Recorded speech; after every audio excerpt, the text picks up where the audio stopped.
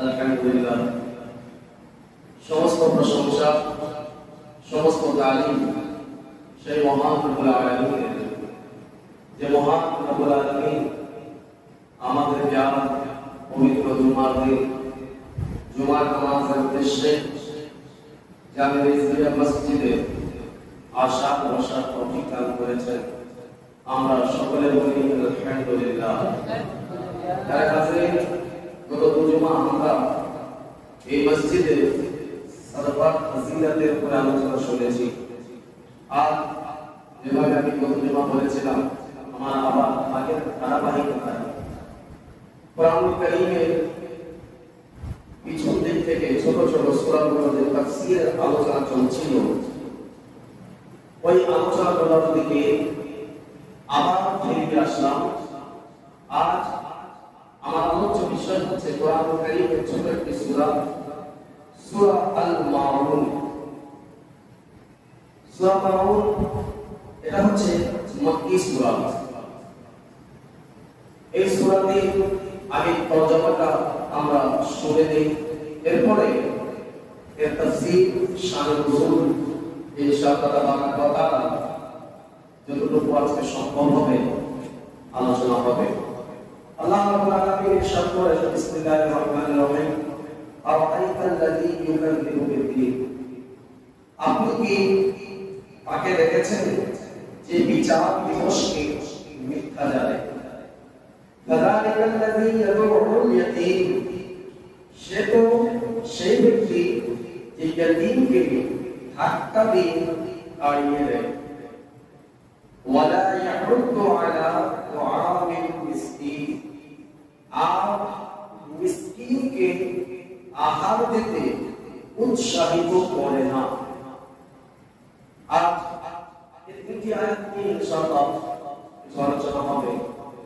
তাই এই দুটি আয়াতে পাকে আমি তরজমা করলাম। কোরআনুল কারীম আমাদের জন্য ওসিলাত আছে। আপনি না বুঝেও কোরআন তেলাওয়াত করলে আল্লাহ 10টি নেকি দান করে দেবেন। আর যদি আপনি বুঝে বুঝে অর্থ বুঝে কোরআনুল কারীম তেলাওয়াত করবেন, আল্লাহ প্রত্যেকটি ইবাদতে 30টি 10টি আরো 20টি করে নেকি দান করে দেবেন। আর যদি আপনি তাফসীর সহ করেন, আল্লাহ আরো 10টি করে নেকি দান করবেন, 30টি করে। নামাজে আল্লাহ রাব্বুল আলামিন 70 গুণ বাড়িয়ে দেন। ইখলাস যদি হয় 700 গুণ বাড়িয়ে দেন। আমরা যখন এই সূরাগুলো যখন নামাজে তেলাওয়াত করি, এর তরজমাগুলো যদি আমাদের মুখস্থ হয়ে যায়, জানা হয়ে যায়, তবে কি হবে? আমরা যখন নামাজে দাঁড়িয়ে এই সূরাটি পড়ব, খেয়াল আসবে আল্লাহ এই আয়াতের মধ্যে, এই সূরার মধ্যে আমাকে এই আদেশ দিয়েছেন, এই কথাটি আমার রব বলেছেন। প্যারাগ্রাফের সূরা মাউন এমন একটি সূরা যার মধ্যে আল্লাহ রাসূল সাল্লাল্লাহু আলাইহি ওয়াসাল্লামকে বলা হয়েছে, আরাআইতাল্লাযী, আপনি কি দেখেছেন ওই ব্যক্তিকে যে ব্যক্তি দ্বীনকে অস্বীকার করে? দ্বীন ইউকাযযিবু বিদ্দীন, দ্বীনকে অস্বীকার করে। আর এই জায়গায় দ্বীনটা আখিরাত, এর তরজমা হলো তাফসীর করা আগে এর শানে নুজুল কয়েকটি এসেছে। একটি শানে নুজুল তো এটা যে বড় বড় কাফেররা যারা ছিল, বিশেষ করে মক্কা অধিবাসী যারা ছিল, তারা আখিরাতকে অস্বীকার করত। আখিরাত বলতে তাদের কাছে কিছুই ছিল না। তাদের কথা ছিল মরে গেলাম, শেষ হয়ে গেল, আবার তাদেরকে জন্ম হতে হবে, পুনরায় তারা জন্ম হবে, এই তাদের আকীদা ছিল। কিন্তু আল্লাহ রাব্বুল আলামিন বলেন, না, তোমাদেরকে মৃত্যুর পরে ওঠানো হবে কিয়ামতের জন্য। এই হচ্ছে ইসলামের আকীদা। তো কাফেররা অস্বীকার করল কিয়ামত দিবসকে। এর শানে নুজুল এটা যে বড় বড় কাফের যারা ছিল, তার মধ্যে একজন নাম এসেছে হযরত আবু সুফিয়ান। তিনি যখন ঈমান আনেননি, এর আগের কথা, প্রথম তিনি ব্যক্তি ছিলেন, প্রত্যেক সপ্তাহে তিনি উট জবাই করে নিজ সহপাঠীদেরকে খাওয়া দাওয়ার ব্যবস্থা করতেন। ওই সময় তিনি ঈমান আনেন, খাওয়া দাওয়ার ব্যবস্থা করতেন। একদিন ইয়েতিম বাচ্চা তার কাছে খাবার চাইতে আসলো, সে সেই ইয়েতিমকে না দিয়ে তাড়িয়ে দিল, ভাগিয়ে দিল। তখন এই সূরাটি সূরা মাউন অবতীর্ণ হল। আরেকটি রিওয়ায়াত এটা প্রসিদ্ধ আছে,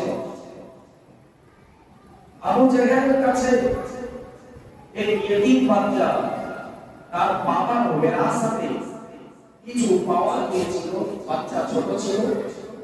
আবু জাহলের কাছে সে সেই মালটি সংরক্ষণের জন্য রেখে দিয়েছিল, যে আমি বাচ্চা, আমার মা, আমার সম্পদ আপনি রাখুন, হেফাজত করুন। কিছুদিন যাওয়ার পরে এই ইয়েতিম ছেলেটি যখন আবু জাহলের কাছে আসলো, বলল আপনি আমার মাল আমাকে ফেরত দিয়ে দিন। আবু জাহল তাকে তার মাল না দিয়ে তাকে ধাক্কা দিয়ে বের করে দিল, ভাগিয়ে দিল। যাও, তোমার কোনো মাল আমার কাছে নেই, আমি তোমাকে তোমার মাল দিব না।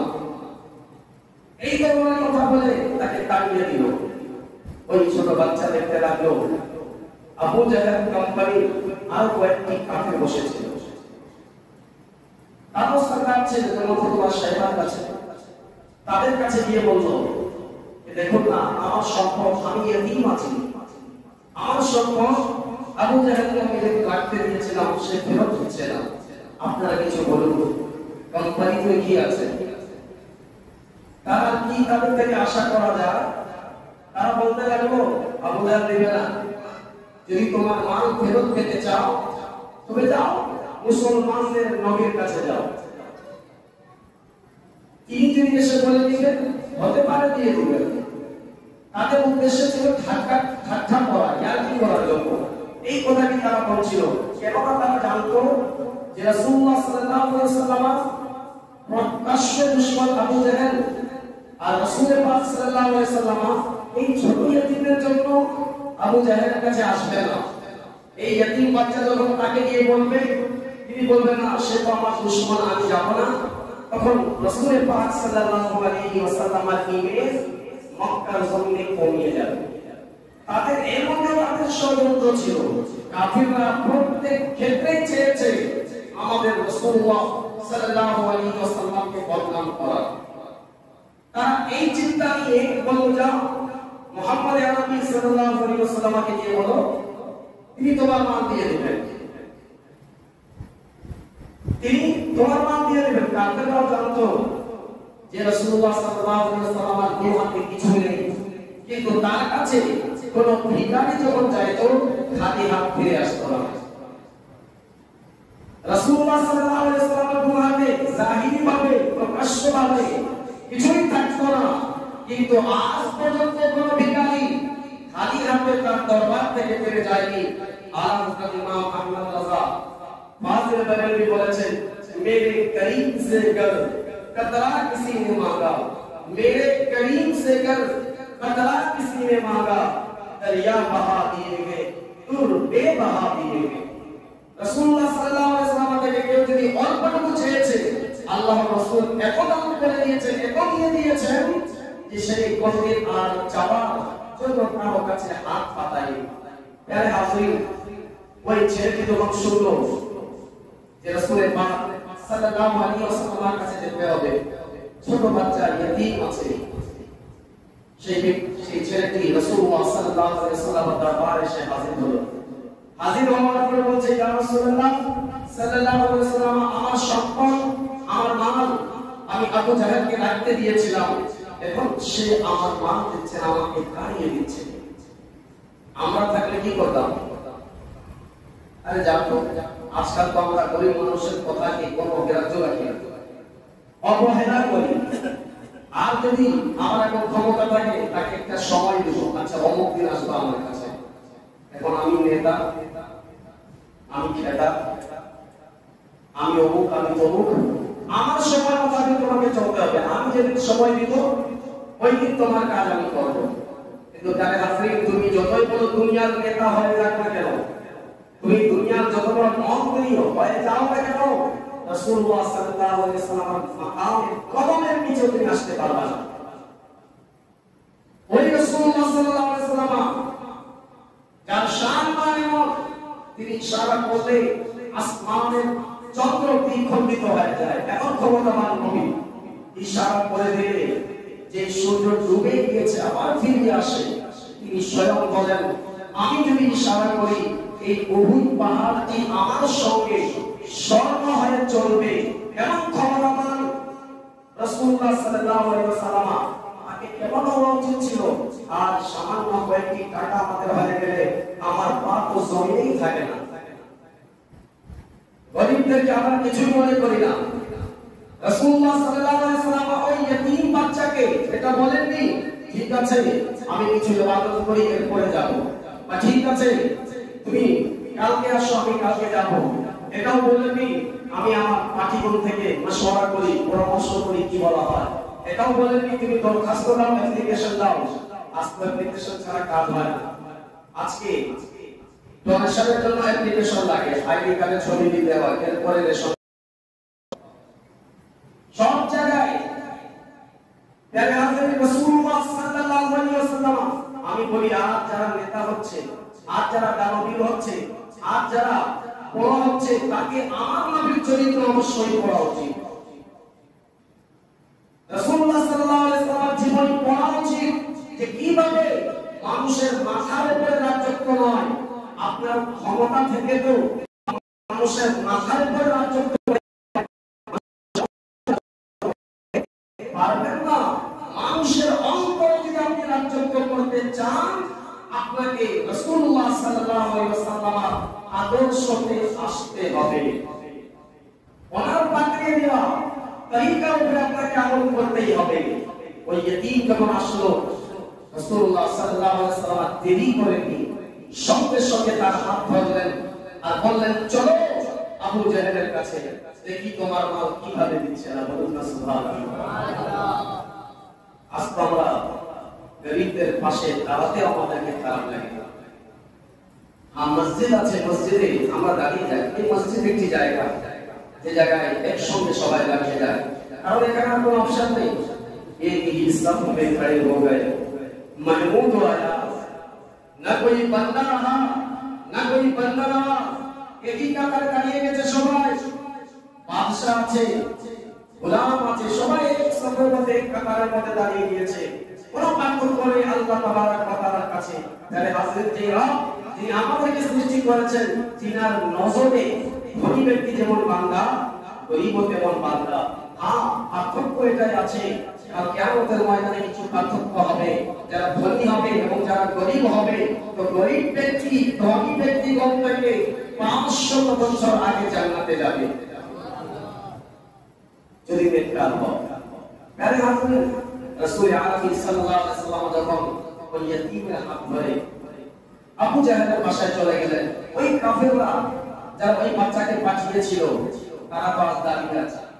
দেখি আজ একটা খেলা হবে, আজ তো কি হবে, যখন এই ইতিম বাচ্চার মা আবু জাহেল ফেরত দিবে না, তো এরা সম্মান তো শেষ হয়ে যাবে, লোকজনের কাছে তার সম্মান কি থাকবে। তাই ওই লোকেরা, ওই কাফেররা পিছন থেকে দাঁড়িয়ে দাঁড়িয়ে দেখছে আজ আবু জাহেল কি করে। তারা তো এই চিন্তা করেছিল প্রথমে যে রাসূলুল্লাহ সাল্লাল্লাহু আলাইহি ওয়াসাল্লাম আসবেন না, কিন্তু তার প্রথম চিন্তার উপরে ধুলে মাটি করে দিলেন রাসূলুল্লাহ সাল্লাল্লাহু আলাইহি ওয়াসাল্লাম। ওই বাচ্চার হাত ধরে আবু জাহেলের পাশা পর্যন্ত চলে আসলেন। তারে হাজরিন, যখনই রাসূলুল্লাহ সাল্লাল্লাহু আলাইহি ওয়াসাল্লাম আবু জাহেলের দরজাতে দস্তক দিলেন, আওয়াজ দিলেন, ভিতর থেকে আবু জাহেল বলতে লাগলো, কে আছে? রাসূল পাক সাল্লাল্লাহু আলাইহি ওয়াসাল্লাম আওয়াজ দিলেন, আমি মুহাম্মদ ইবনে আব্দুল্লাহ সাল্লাল্লাহু আলাইহি ওয়াসাল্লাম। এই কথা শুনে আবু জাহেলের মনে হয় পায়ের নিচ থেকে জমিন সরে গিয়েছে। সে একেবারে ঘাবড়িয়ে দাঁড়িয়ে গেল। তার গোলাম দরজা যখন খুললো, আবু জাহেলকে দেখে অবাক। যে আবু জাহেল অন্যান্য লোকজনকে বলতো, যখন রাসূলুল্লাহ আসবেন, যখন মুহাম্মদ আরবি আসবেন, তোমরা দাঁড়াবে না। ওই আবু জাহেল বলতো সবাই, পাক্কা দুশমন ছিল, বলতো যখন নবী আসবে তোমরা দাঁড়াবে না, কিসের তার সম্মান তোমরা করো? তিনি আমাদের ধর্ম থেকে ফিরিয়ে দিয়েছেন, তার সম্মানের প্রয়োজন নেই, উনি যখন আসবে দাঁড়াবে না। কিন্তু আজ রাসূলুল্লাহ সাল্লাল্লাহু আলাইহি ওয়াসাল্লামের মুআজিজা দেখুন, আল্লাহ কিভাবে তার সম্মান বাড়িয়ে দিয়েছেন। দেখুন যখন রাসূল পাক আবু জাহেল দরজায় দাঁড়িয়ে গেলেন, আবু জাহেল আমার নবীকে দেখে দাঁড়িয়ে গেল। जो हर वक्त लोगों को मना करता खड़ा मत होना, आज वो भी खड़ा हो गया। आज সেও দাঁড়িয়ে গিয়েছে। রাসূল পাক সাল্লাল্লাহু আলাইহি ওয়াসাল্লামকে দেখে এই দিকে বাইরে যে কাফেররা ছিল তারা দেখে অবাক, ওরে আবু জাহেল তুমি সবাইকে মানা করতে যে দাঁড়াবি না দাঁড়াবি না, আজ তোর কি হয়ে গিয়েছে? মনে মনে চিন্তা করছে আজ কি হয়ে গিয়েছে যে আবু জাহেল সবাইকে বলতো দাঁড়াবে না, তাকে দেখে সেই যে এমন ভাবে দাঁড়িয়ে গিয়েছে जैसे कहते हैं ना लगता है सांप सुन लिया है, এমনই ভাবে তার অবস্থা একেবারে চুপচাপ। রাসূলুল্লাহ সাল্লাল্লাহু আলাইহি ওয়াসাল্লাম আকে বলতে লাগলো, কিসের জন্য এসেছে? একেবারে আত্মসমর্পণ। আকা করিম সাল্লাল্লাহু আলাইহি ওয়াসাল্লাম ওই ইতিম বাচ্চাকে ডাক দিলেন, বলেছেন ছিল এর কিছু মাল তোমার কাছে আছে, এর মা ফেরত দিয়ে দাও। আবু জাহেল দ্বিতীয় কোনো কথা বলল না, তার গোলামকে বলল যাও এর মা কোন জায়গায় রাখা আছে তার সমস্ত মালগুলো ওই ইতিম বাচ্চার হাতে দিয়ে দিও। চিন্তা কি করেছিল কাফেররা? আল্লাহ রাব্বুল আলামিন তার হাবিব সাল্লাল্লাহু আলাইহি ওয়াসাল্লামের সম্মানকে কিভাবে হেফাজত করেন, কিভাবে রক্ষা করলেন।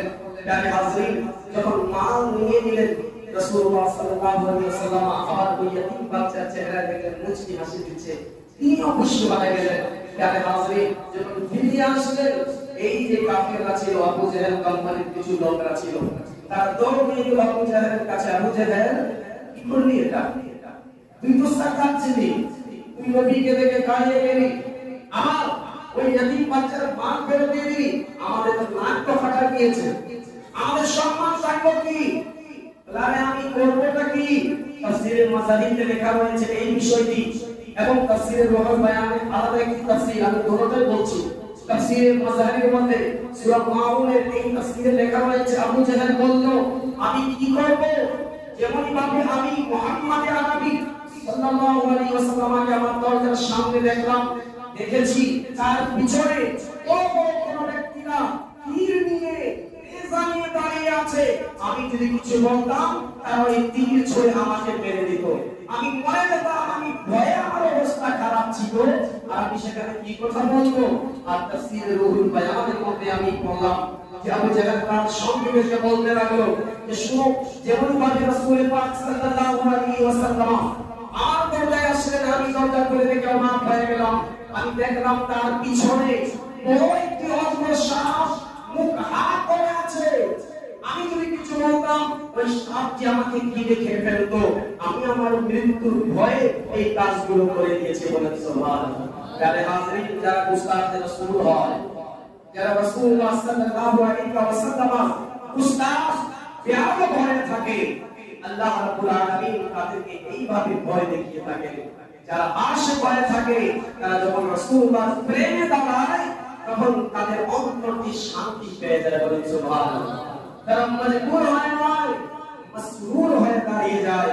তাই তো আমরা আহলে সুন্নাত ওয়াল জামাতের অনুসারীরা রাসূলের প্রতি যখন সালাম প্রেরণ করি, আমরা মহব্বতে দাঁড়িয়ে যাই, আদবে দাঁড়িয়ে যাই। কেননা রাসূলুল্লাহর প্রতি যে যত আদব দেখাবে, আল্লাহ রাব্বুল আলামিন তার মাকামকে তত বাড়িয়ে দিবেন। প্রিয় হাজরিন, এই ছিল এই সূরার শানে নজুল। আল্লাহ রাব্বুল আলামিন এই ঘটনাটি বললেন, আরাআইতাল্লাযী ইউকাযযিবু বিদ্দীন, আপনি কি দেখেছেন ওই ব্যক্তিকে যে কিয়ামতের দিনকে অস্বীকার করে? তাদের আকীদা এটা ছিল যে কিয়ামত বলতে কিছু নেই। আজকেও দেখবেন কিছু কিছু অন্য ধর্মের লোকেরা মারা যাওয়ার পরে আগুন দিয়ে পুড়িয়ে দেয়, বলে মানুষ চারটি জিনিস থেকে সৃষ্টি হয়েছে, আগুন, পানি, হাওয়া, মাটি। এই চারটি জিনিস দিয়ে মানুষের শরীরকে বানানো হয়েছে, তারা কিন্তু ব্যর্থ। এই চারটি জিনিস তো ঠিক আছে, এই শরীর বানাতে গেলে এই চারটি জিনিসের প্রয়োজন হয়েছে, কিন্তু আত্মা, এটা তো আগুন, পানি, মাটি, হাওয়া দিয়ে বানানো হবে, এটাকে কিভাবে শেষ করবে? তারা কি করে? আগুন দিয়ে পুড়িয়ে দেয় আগে। যখন আগুন দিয়ে পুড়িয়ে দেওয়া হয়, এরপরে তারা কি করে? কিছু ছাইগুলো দিয়ে বাতাসে উড়িয়ে দেয়, আবার কিছু ছাইগুলো দিয়ে পানিতে ভাসিয়ে দেয়, আবার হাড়গুলো যেগুলো থাকে মাটিতে পুঁতে দেয়। তারা বলে যে চারটি জিনিস দিয়ে শরীরকে বানানো হয়েছে, চার জিনিসে মিলিয়ে দিলাম শেষ হয়ে যাবে, আবার পুনরায় তারা জন্ম নিবে। বলেন নাউজুবিল্লাহ। এই আকীদা ভুল। তারা ভাবে শেষ, এই আল্লাহ রাব্বুল আলামিন আমাদের অস্তিত্ব ছিল না, অস্তিত্ব তো নিয়ে আসলেন, দ্বিতীয়বার জীবিত করা তার জন্য তো আরো সহজ হয়ে যাবে। যেমন এই মোবাইল প্রথম যে বানিয়েছে একটু কঠিন ছিল, কিন্তু এর কপি বানাতে গেলে কষ্ট হবে না, ধর্মা তো রেডি আছে, আর কষ্ট হবে না। যে আল্লাহ কষ্ট হয়নি প্রথমবারে মানুষকে সৃষ্টি করতে, পুনরায় এমন মানুষকে সৃষ্টি করা, তার জন্য আর কি কঠিন হতে পারে? আল্লাহ পুনের দেরি আছে। আল্লাহ বলবেন কোন ফায়াকুন, সেইটা তারা সৃষ্টি হয়ে যাবে। বলুন সুবহানাল্লাহ। যারা হাজির তারা আখিরাত প্রমাণ করেন। আল্লাহ রাব্বুল আলামিন ওই বলেন আরা আইতাল্লাযী ইউকাযযিবু বিদ্দীন, হে হাবিব আপনি দেখেছেন ওই ব্যক্তিকে যে আখিরাত, যে বিচার দিবসকে অস্বীকার করে, মিথ্যে বলে তারে। এরপরে আল্লাহ রাব্বুল আলামিন বলেন ফাযালিকাল্লাযী ইয়াদউল ইয়াতীম, সে তো ওই ব্যক্তি যে ইয়তীমকে ধমক দিয়ে তাড়িয়ে দেয়। এই যে আবু জাহেলের কথা, তো কি বোঝা গেল? আবু জাহেল, উতবা, শাইবার মতো যারা কাফের, এক তারা আখিরাতকে মানে না, আর দ্বিতীয় তাদের ভিতরে খাসলাত কি? খাসলাত মানে বুঝেছে বৈশিষ্ট্য, গুণ, যে তারা ইয়তীমকে ধমক দিবে। আচ্ছা, তারা ইয়তীমকে কেন ধাক্কা দিত, ধমক দিত? তারা ইয়তীমকে মানুষ ভাবতো, তারা ইয়তীমকে ভালো ভাবতো না।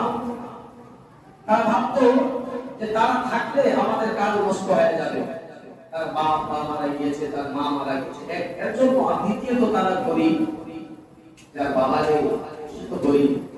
বাবা যেমনই হোক, বাবা কিন্তু মাথার উপরে ছাদের মতো সূর্যের আলো, এভাবে তাপ আমরা সহ্য করতে পারি না খালি ময়দানে, কিন্তু ছাদ হলে আরাম হয়। বাবা সেই সূর্যের আলো তাপকে নিজে সহ্য করে সন্তানকে সেই ছাদের মতো ছায়া দিতে থাকে। যাই হোক, ওখানে আমার কথা মা বাবার উপরে নয়।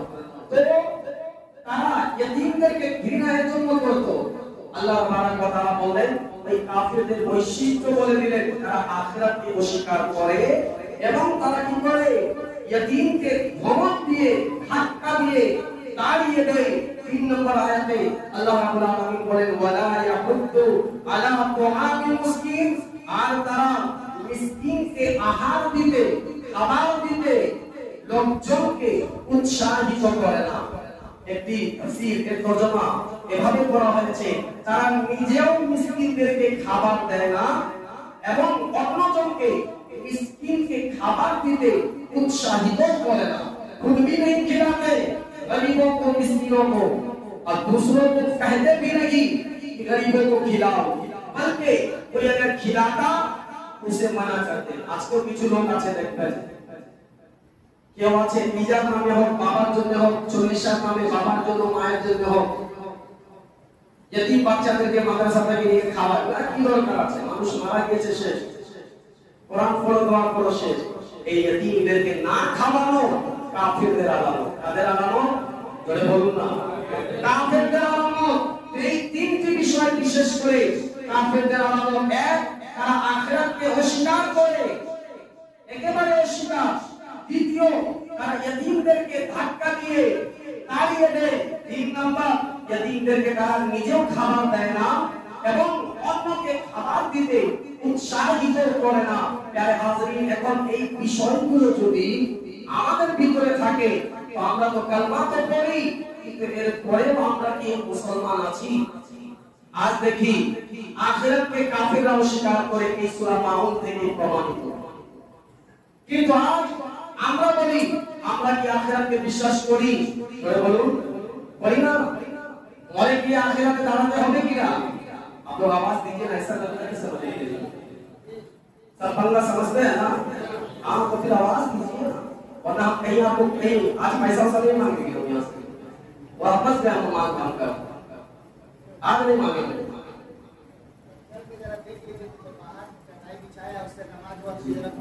हम बता दें, हम ही बताए इस तरीके से बिछाने के लिए वो माजूर है, वो मीठा बिछा हुआ है, इस बेगुजर की बिना पर हम कल ही बता दिए थे मौसम साहब को यहाँ से बिछा दिए। प्यारे हाज़रीन, तो आखिरत के विश्वास আমরা করি নি করি না, জোরে বলুন করি। এখন দেখি আখিরাতকে যদি আমরা বিশ্বাস করি তো আখিরাত মানে কি? আখিরাত মানে কি? এবার আখিরাতে যাব, ফেরেশতারা বড় বড় মালা নিয়ে আমাদের জন্য দাঁড়িয়ে থাকবে, বলে হে মুসলমান এই মালা পুরো জান্নাতে চলে যাও। কেমন হবে আখিরাত? জোর সে কহিए কি হবে তাহলে আখিরাতে? আমাদেরকে দাঁড় করানো হবে, আমাদের থেকে প্রশ্ন করা হবে আখিরাতের ময়দানে সে বিষয়ে আমরা দুনিয়াতে কি করেছি, আমরা দুনিয়াতে কোন কোন কাম করে এসেছি, কোন ইতিমের মাল আমরা জব্দ করে নেইনি, কাউকে দুঃখ বা কষ্ট দিয়ে যাইনি, এই বিষয়গুলোতে আমাদেরকে প্রশ্ন করা হবে। এখন যদি আমি আখিরাতে হাকিকাতে যদি বিশ্বাস করে থাকি তবে তো আমার বলা উচিত এটাই যে আমরা কোনো গুনাহ না করি, কারোর উপরে জুলম ও সিতম আমরা না করি, কাউকে বেবিচার ভাবে তাকে বদনাম না করি। প্যারে হাজরিন, হাকিকাতে যারা আখিরাতকে বিশ্বাস করে তাদের দ্বারা গুনাহ হবে না, এবং তার ইয়াকিন যে আমার সঙ্গে আখিরাত হবে, আখিরাতের ময়দানে আমাকে দাঁড়াতে হবে। আল্লাহ রাব্বুল আলামিন আমাকে যখন প্রশ্ন করবেন তখন তার জবাব আমি কি দিব? কিন্তু আর একদিকে আমি হাজি হয়ে গিয়েছি। কেউ হাজি সাহেব যারা আছেন মন খারাপ করবেন, আমি বোঝানোর জন্য বলছি, এই বলে যে ইমাম সাহেব একটা টার্গেট नहीं था না, এই বিষয় আমার না। আমার উদ্দেশ্য হচ্ছে যে আমি লোকজনকে এমন ভাবে উপস্থাপনা করি যেন কথাগুলো একটু অন্তরে লাগে আর আমরা যেন এই ভুল রাস্তা দিয়ে ফিরে যাই, এটাই আমার একটি মাকসাদ থাকে। আজ আমরা কালমা তো বলে মুসলমান হয়ে গিয়েছি, কিন্তু আজ দেখা যায় আখিরাতের বিষয়ে যখন বলা হয় মোগাতা দেখা যায়। হজ করে এসে গিয়েছি কিন্তু নিজের ভাইয়ের জায়গা জমি আমি এখনো তাদেরকে দিচ্ছি। হজ করে এসে গিয়েছি, আমরা নামাজ পড়ে আসছি, ঠিক আল্লাহর দরবারে সাজদা করে আসছি, কিন্তু यतीम বাচ্চারা আছে, মিসকিনরা আছে, আপনার কাছে সাহায্যের জন্য এসেছে, সাহায্যের জন্য হাত পাতে বাড়িয়ে দিচ্ছি। আমার বড় এই কাজটি সম্ভব ছিল তো তখন তুমি টাকা দিবে না, আমি এই কাজটি তোমার করব না। তো প্যারে এখন আপনি বলুন, ওই কাফেররা ছিল তারা আখিরাতকে একেবারে অস্বীকার করে বসেছে, কিন্তু আজ আমরা আখিরাতকে মানি, এরপরে আজ আমাদের অবস্থা কেন? এখন মানার মানে এটা হয় না যে আমি সেটাকে ভুলে গেলাম। যদি হাকিকাতে আমরা মুসলমান আছি, আমরা যদি প্রকৃতভাবে রাসূল আরবী সাল্লাল্লাহু আলাইহি ওয়াসাল্লাম যে দ্বীন নিয়ে এসেছেন সেই দ্বীনকে বিশ্বাস করি, তবে আমাদেরকে আখিরাতের উপরে পরিপূর্ণ বিশ্বাস করতে হবে। এইভাবে না যেভাবে কাফেররা ছিল, যার মনে ইচ্ছে ছিল তারা কাজ করে দিয়েছে। না, আমরা মুসলমান, আমাদেরকে আল্লাহ রাব্বুল আলামিন শরীয়তের একটি দেওয়ালের মধ্যে রেখেছেন, এই শরীয়ত থেকে আমরা বাইরে নেই। তো শরীয়তের মধ্যে আমাদেরকে থাকতে হবে, আখিরাতের উপরে পরিপূর্ণ বিশ্বাস রাখতে হবে যে কিয়ামতের ময়দানে আমাদেরকে উঠে এর সমস্ত কিছু জবাব হিসাব ও কিতাব আমাদেরকে আল্লাহ রাব্বুল আলামিনের দরবারে দিতে হবে। তো আমি ইয়াকিন সহকারে বলি, যারা প্রকৃতভাবে আখিরাতকে মানে তাদের দ্বারা দুনিয়াতে কোন ধরনের গুনাহ হবে না। তাই আমাদের উচিত এই কাফেরদের মতো আমরা নিজের আকীদা না রাখি, যেভাবে কাফেররা আকীদা আখিরাত একেবারে মিথ্যে বানিয়ে দিল, অস্বীকার করে ফেললো। এই কাফেরদের মতো না হয়ে আখিরাতকে পরিপূর্ণভাবে আমরা বিশ্বাস করি। ইনশাআল্লাহ তাবারাক ওয়া তাআলা এই তিনটি আয়াতে আরো কিছু তাফসীর আছে। ওয়ালা ইয়াহুদু ওয়ালা তুআমিল মিসকিন, তারপরে ফাওয়াইদুল লিল মুসাল্লিন, এর উপরে আগামী সপ্তাহে ইনশাআল্লাহ তাবারাক ওয়া তাআলা আরো কিছু আমরা আলোচনা শুরু করব। আল্লাহ রাব্বুল আলামিনের কাছে ফরিয়াদ, মওলা তাবারক ওয়া তাআলা আমাদেরকে পাক্কা এবং সচ্চা মুসলমান হিসেবে কবুল করুন। সকলে বলে আমিন। মা আলাইনা ইল্লাল বালাগ।